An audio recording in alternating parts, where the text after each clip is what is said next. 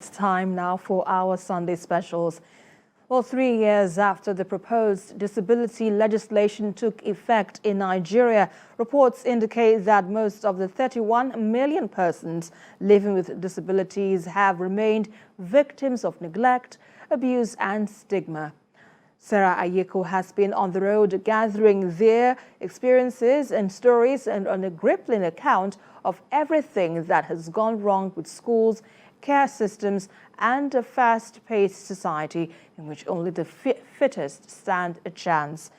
This report was facilitated by the African Center for Development Journalism as part of its Inequality Reporting Fellowship supported by the MacArthur Foundation through the Wole Soyinka Center for Investigative Journalism. Imagine Nigeria in the year 2030, fully inclusive for persons with disabilities.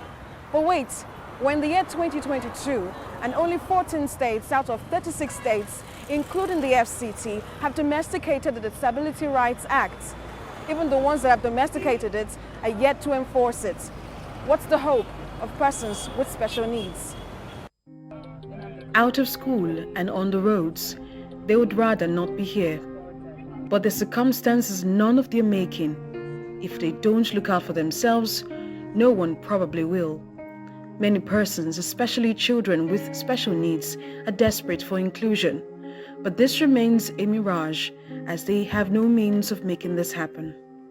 According to the United Nations Population Fund, an estimated 32 million in Nigeria, including children, live with one form of disability or the other and face different types of discrimination, which includes having limited access to basic social services like healthcare and education.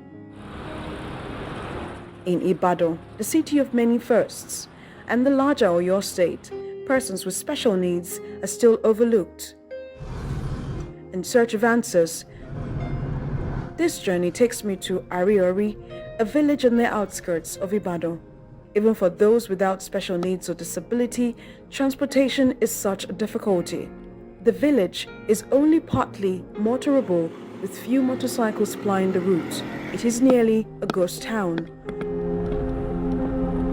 Until you find the network for people with special needs where no fewer than 36 persons have enrolled. Among them is 13-year-old Fawaz Kasali and his best friend. Relating his story was a real act of courage. The memories of his past are still vivid in his mind, and they are also too painful to tell.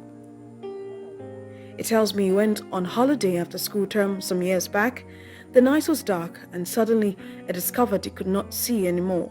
His grandmother took him to the hospital, but that didn't help. The situation gave him another challenge.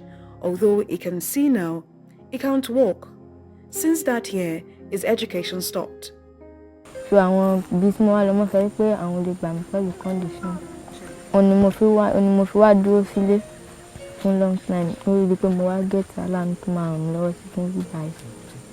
Ìgbà tí mo wá sí bíbáyìí, mo máa lò pé a máa lọ sí class, mo máa kọ́ mi níṣẹ́, ibẹ̀ tí máa ṣe ọwọ́. He is one of the few who have found a way around rejection to remain on the path to a desired future.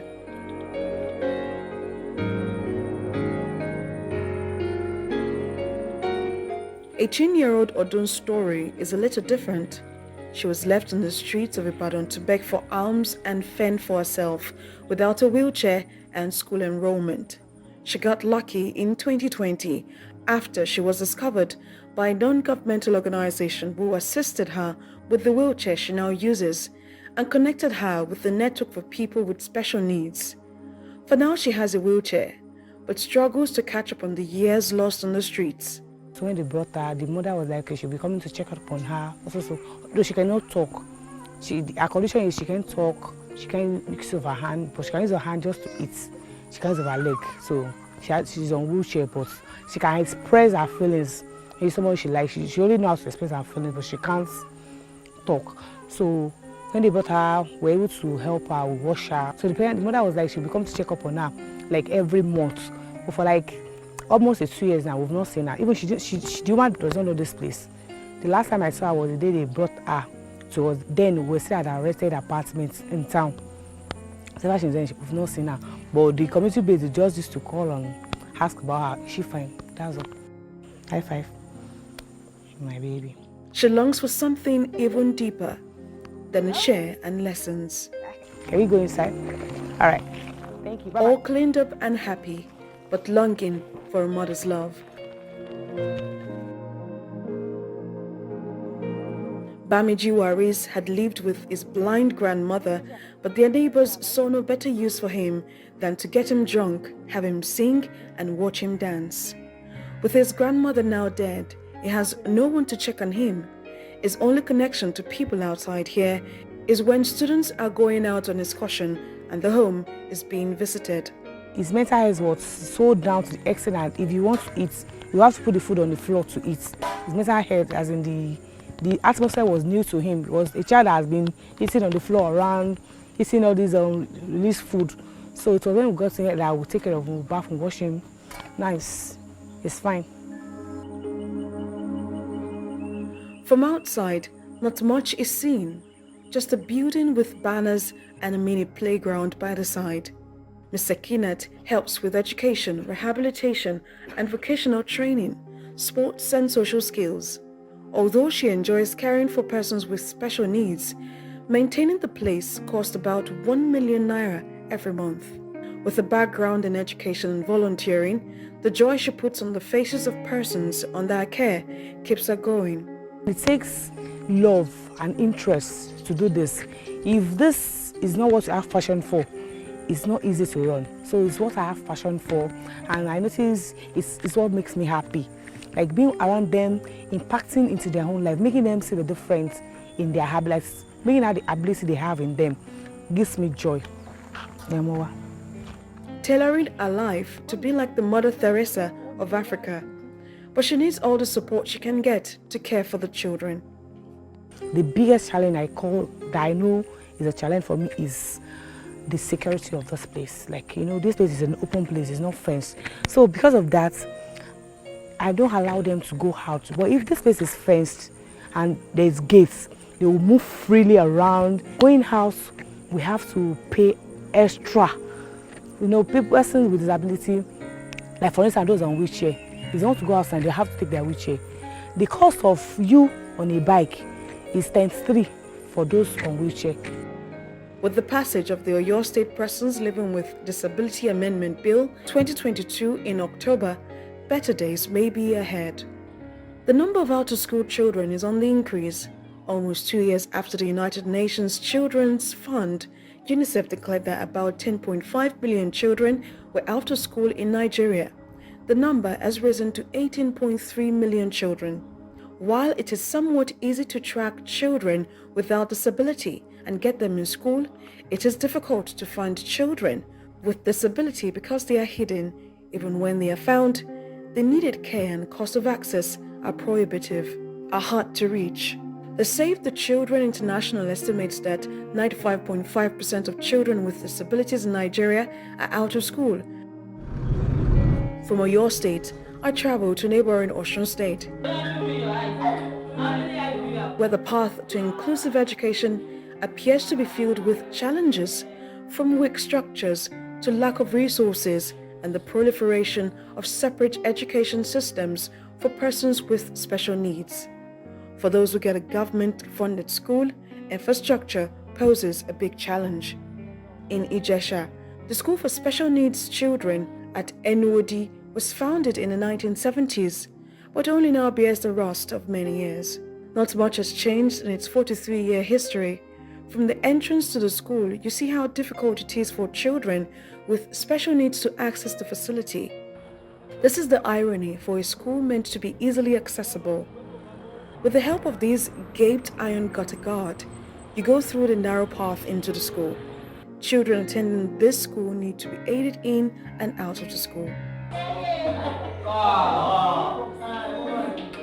The sight of our camera is thrilling for most of the children. Today is not one of those days when rainfall disrupts learning. The sun shines brightly over them. The students are more than happy to learn with limited furniture. The school caters to 4 categories of children: the hearing impaired, visually impaired, intellectually impaired, and physically challenged. If they come out, they are not able to control. When they have break, they will be just smashing the feet all around. If care is not taken, they will move out of the compound because we don't have fence. But if you have fence, they will stay indoor. Their teachers are listless. Every day they struggle to meet up with the growing needs of the children, worrying about bad toilets, dilapidated classrooms, limited learning materials, inadequate uniforms, and poor incentive systems. Since 2018, this advocate has spent millions of naira paying salaries of at least 3 teachers, buying school uniforms for 80 students, and providing for indigent ones. Out of the 6 structures in the school, this is the only building with a ramp. Most of the blind students here are not having enough textbooks. They don't even have brailles. So I initiated a plan to convert all the textbooks in primary schools to braille format, and I printed a copy to give them. And no, we have 7 schools that are having blind students in Osun State. Only this school that is having brailles that they can read, that is from primary 1 to 6.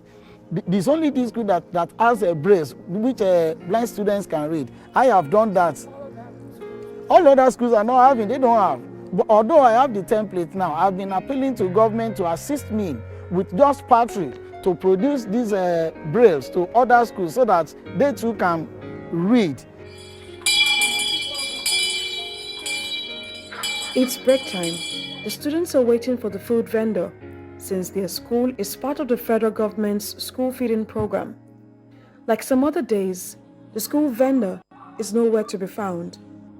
The headmistress is used to situations like this.